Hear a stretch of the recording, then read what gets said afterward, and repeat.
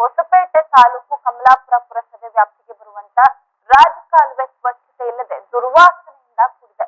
ರಾಜಕಾಲುವೆ ಪಕ್ಕದಲ್ಲಿ ಸರ್ಕಾರಿ ಮಾದರಿ ಹಿರಿಯ ಪ್ರಾಥಮಿಕ ಶಾಲೆ ಇದ್ದು ಮಕ್ಕಳು ಈ ದುರ್ವಾಸನೆಯಿಂದ ಅನಾರೋಗ್ಯಕ್ಕೆ ತುತ್ತಾಗುವ ಆತಂಕ ಕೂಡ ಕಾಡ್ತಾ ಇದೆ.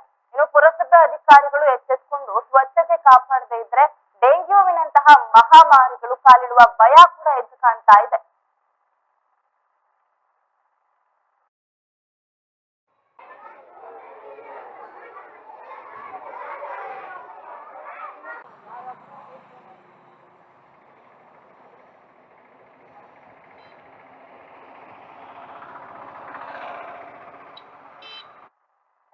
ವಿಜಯನಗರ ಜಿಲ್ಲೆ ಹೊಸಪೇಟೆ ತಾಲೂಕು ಕಮಲಾಪುರ ಪುರಸಭೆ ವ್ಯಾಪ್ತಿಗೆ ಬರುವಂತ ಏನು ರಾಜಕಾಲುವೆ ದೃಶ್ಯಾವಳಿಗಳನ್ನ ನೀವು ನೋಡ್ತಾ ಇದ್ದೀರಾ. ಇಲ್ಲಿ ಸ್ವಚ್ಛತೆ ಇಲ್ಲದೆ ದುರ್ವಾಸನೆಯಿಂದ ಕೂಡಿದೆ. ಆದ್ರ ಪಕ್ಕದಲ್ಲಿ ರಾಜಕಾಲುವೆ ಪಕ್ಕದಲ್ಲೇ ಸರ್ಕಾರಿ ಮಾದರಿ ಹಿರಿಯ ಪ್ರಾಥಮಿಕ ಶಾಲೆ ಕೂಡ ಇದೆ. ಏನು ಮಕ್ಕಳು ಈ ದುರ್ವಾಸನೆಯಲ್ಲೇ ಅಲ್ಲಿ ಕುತ್ಕೊಂಡು ಆ ಪಾಠವನ್ನ ಕೇಳ್ತಾ ಇರುವಂತದ್ದು. ಇದರ ಜೊತೆಗೆ ಏನಾದ್ರೂ ಅನಾರೋಗ್ಯಕ್ಕೆ ಸುತ್ತಾಗ್ತಾ ಇರುವ ಆತಂಕ ಕೂಡ ಇದ್ದು ಕಾಣಿಸುತ್ತೆ. ಇದಕ್ಕೆ ಪುರಸಭೆ ಅಧಿಕಾರಿಗಳು ಎಚ್ಚೆತ್ತುಕೊಂಡು ಸ್ವಚ್ಛತೆಯನ್ನ ಕಾಪಾಡದೆ ಹೋದ್ರೆ ಡೆಂಗ್ಯೂವಿನಂತ ಮಹಾಮಾರಿಗಳು ಕಾಲಿಡುವ ಭಯ ಕೂಡ ಕಾಡ್ತಾ ಇದೆ. ಇತ್ತೀಚೆಗೆ ಭಾರಿ ಮಳೆಯಿಂದಾಗಿ ಡೆಂಗ್ಯೂ ಕೂಡ ಹೆಚ್ಚಾಗಿ ಹರಡ್ತಾ ಇರುವಂತದ್ದು. ಇದನ್ನೆಲ್ಲ ಗಮನದಲ್ಲಿ ಇಟ್ಕೊಂಡು ಅಧಿಕಾರಿಗಳು ಅಲ್ಲಿ ಒಂದು ಸ್ವಚ್ಛಪಡಿಸುವಂತ ಕೆಲಸ ಕೂಡ ಆಗ್ಬೇಕು.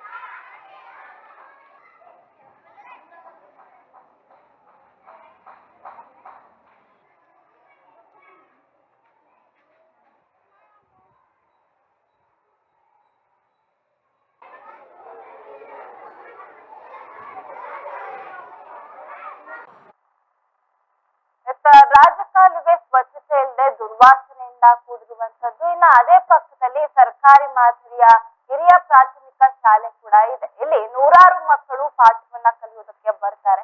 ಆದ್ರೆ ಏನಪ್ಪ ಭಯ ಅಂತ ಹೇಳಿದ್ರೆ ಇತ್ತೀಚೆಗೆ ಡೆಂಗ್ಯೂ ಹೆಚ್ಚಾಗಿ ಮಕ್ಕಳನ್ನೇ ಟಾರ್ಗೆಟ್ ಮಾಡ್ತಾ ಇರುವಂತದ್ದು.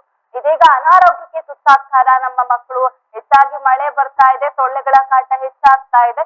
ಡೆಂಗ್ಯೂಗೆ ಏನಾದ್ರೂ ನಮ್ಮ ಮಕ್ಕಳು ಮಕ್ಕಳಿಗೆ ಡೆಂಗ್ಯೂ ಬಂದ್ಬಿಡುತ್ತಾ ಒಂದಷ್ಟು ಭಯಗಳು ಇದೀಗ ಪೇರೆಂಟ್ಸ್ ಗಳನ್ನ ಕಾಡ್ತಾ ಇರುವಂತದ್ದು. ಇದನ್ನೆಲ್ಲ ನೋಡಿ ಎಚ್ಚೆತ್ಕೊಂಡು ಪುರಸಭೆ ಅಧಿಕಾರಿಗಳು ಆ ಸ್ವಚ್ಛತೆಯನ್ನ ಕಾಪಾಡ್ಬೇಕು. ಏನ್ ಮಾಡ್ತಾ ಇದ್ದಾರೆ ಅಲ್ಲಿ? ಅಷ್ಟೊಂದು ಕಸ ಎಲ್ಲ ಇರುವಂತದ್ದು. ಇಲ್ಲ ರಾಜಕಾಲುವೆಯನ್ನ ಕ್ಲೀನ್ ಮಾಡಿಸಂತೆ. ಅದು ಈಗಿನ ಕಾಲದಲ್ಲಿ ಮಾನ್ಸೂನ್ ಮಳೆ ಕೂಡ ಆಗ್ತಾ ಇದೆ.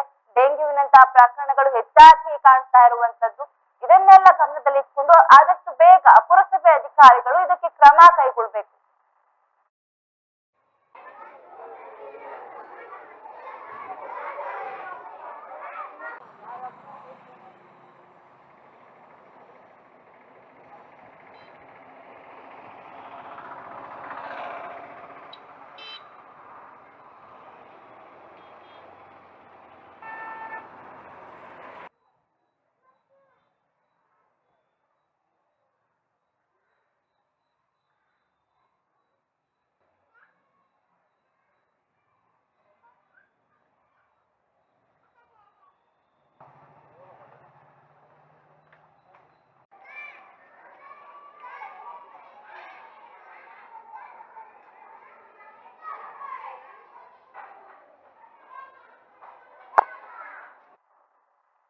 ವಿಜಯನಗರ ಜಿಲ್ಲೆ ಹೊಸಪೇಟೆ ತಾಲೂಕು ಕಮಲಾಪುರ ಪುರಸಭೆ ವ್ಯಾಪ್ತಿಗೆ ಬರುವಂತ ರಾಜಕಾಲುವೆಯಲ್ಲಿ ಸ್ವಚ್ಛತೆ ಇಲ್ಲದೆ ದುರ್ವಾಸನೆಯಿಂದ ಕೂಡಿದೆ. ಇದರ ಪಕ್ಕದಲ್ಲಿ ಸರ್ಕಾರಿ ಮಾದರಿ ಹಿರಿಯ ಪ್ರಾಥಮಿಕ ಶಾಲೆ ಕೂಡ ಇದೆ. ಬನ್ನಿ ಹಾಕಿದ್ರೆ ಅಲ್ಲಿನ ಮುಖ್ಯ ಶಿಕ್ಷಕರಾದ ರವೀಂದ್ರ ಹಣ್ಣಿ ಅವರನ್ನ ಮಾತಾಡ್ಸೋಣ. ಅವರು ದೂರವಾಣಿ ಸಂಪರ್ಕದ ಮೂಲಕ ನನ್ನೊಟ್ಟಿಗಿದ್ದಾರೆ. ರವೀಂದ್ರ ಹಣ್ಣಿ ಸರ್ ಅವರು, ಏನು ಇದೀಗ ಆ ಒಂದು ರಾಜಕಾಲುವೆ ಪಕ್ಕದಲ್ಲಿ ನಿಮ್ಮ ಶಾಲೆ ಇರುವಂತದ್ದು, ಹಿರಿಯ ಪ್ರಾಥಮಿಕ ಶಾಲೆ. ಇಲ್ಲಿ ದುರ್ವಾಸನೆಯಿಂದ ಕೂಡಿದೆ, ಅನಾರೋಗ್ಯಕ್ಕೆ ಮಕ್ಕಳು ತುತ್ತಾಗ್ತಾರೆ ಅನ್ನೋ ಒಂದಷ್ಟು ಭಯ ಕೂಡ ಇದ್ದು ಕಾಣಿಸ್ತಾ ಇದೆ. ಇದ್ರ ಬಗ್ಗೆ ನೀವೇನ್ ಹೇಳ್ತೀರಾ? ಅದೇ ಮೇಡಮ್, ಈಗ ನಮ್ಮ ಶಾಲೆ ಪಕ್ಕಕ್ಕೇನೆ ಇದು ರಾಜಿ ಕಾಲುವೆ, ಒಂದು ದೊಡ್ಡದಾಗಿರ್ತಕ್ಕಂಥ ಒಂದು ಕಾಲುವೆ ಹರಿದು ಹೋಗಿದೆ. ಅದರಿಂದ ಏನಾಗ್ತಾ ಇದೆ ಅಂದ್ರೆ ಮಕ್ಕಳಿಗೆ ನಮ್ಗೆ ಇಲ್ಲಿ ಪಕ್ಕದಲ್ಲೇ ಇರೋದ್ರಿಂದ ದುರ್ವಾಸನೆ ಹರಡ್ತಾ ಇದೆ. ಆಮೇಲೆ ಮಕ್ಕಳಿಗೆ ಅವಾಗವಾಗ ಗಾಳಿ ಜೋರಾಗಿ ಬೀಸಿದಾಗೆ, ಆಮೇಲೆ ಸಾಮಾನ್ಯವಾಗಿ ಇದ್ದಾಗಲೂ ಕೂಡ ಸ್ವಲ್ಪ ಸ್ಮೆಲ್ ಬರ್ತಾ ಇರ್ತದೆ.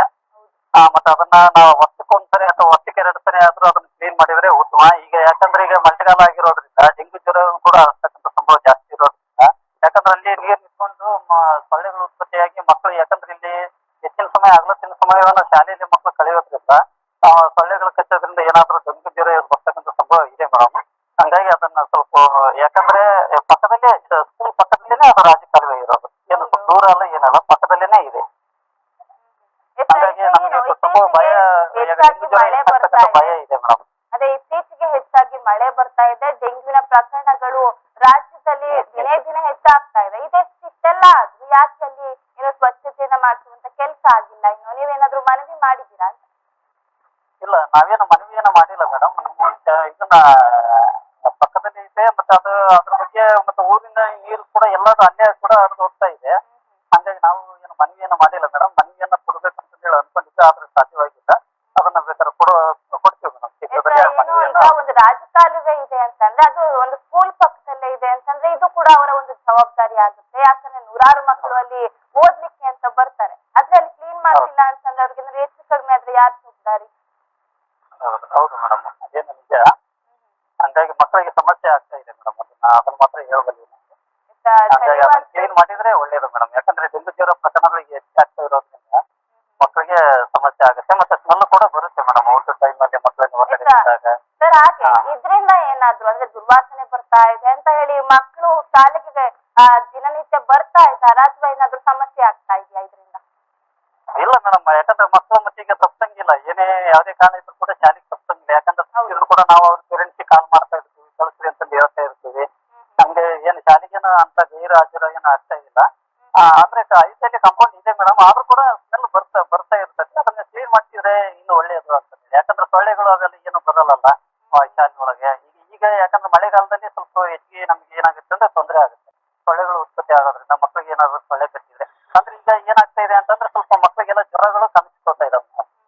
ಜ್ವರ ಕಾಣಿಸ್ಕೊಂಡಾಗ ನಾವೇ ಕೂಡ ಏನ್ ಮಾಡ್ತೀವಿ, ಪ್ರೇಯರ್ನಲ್ಲಿ ನೀವು ಮತ್ತೆ ಜ್ವರ, ಕೆಮ್ಮು, ನೆಗಡಿ ಏನಾದ್ರು ತಪ್ಪ ಅಂತಂದ್ರೆ ಆಸ್ಪತ್ರೆಗಳು ತೋರಿಸ್ಬೇಕು ಅಂತಂದೇಳಿ.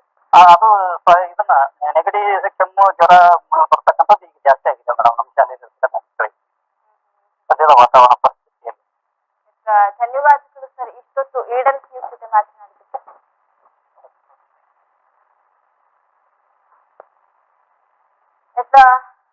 ಈಗ ನೀವು ಕೇಳಿಸ್ಕೊಂಡ್ರಿ, ಮುಖ್ಯ ಶಿಕ್ಷಕರಾದಂತ ರವೀಂದ್ರ ಹಣ್ಣಿ ಅವರು ಮಾತನಾಡಿದ್ರು.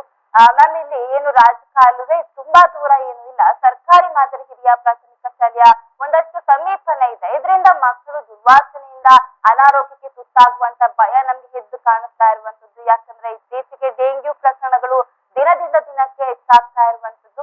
ಇದರಿಂದ ಮಕ್ಕಳನ್ನ ಕಾಪಾಡ್ಬೇಕು ಅಂತ ಅಂದ್ರೆ ಅಲ್ಲಿ ರಾಜಕಾಲುವೆನ ಸ್ವಲ್ಪ ಕ್ಲೀನ್ ಮಾಡಿಸ್ಬೇಕು ಅಂತ ಹೇಳ್ತಾ ಇದ್ದಾರೆ. ಇದನ್ನೆಲ್ಲ ಯಾಕೆ ಅಧಿಕಾರಿಗಳು ತಲೆಗೆ ಹಾಕುತ್ತಾ ಇಲ್ಲ? ಯಾಕಂದ್ರೆ ಇತ್ತೀಚಿನ ದಿನಗಳಲ್ಲಿ ಒಂದಲ್ಲ ಎರಡಲ್ಲ 7,000ಕ್ಕೂ ಹೆಚ್ಚು ಪ್ರಕರಣಗಳು ದಾಖಲಾಗಿರುವಂತದ್ದು.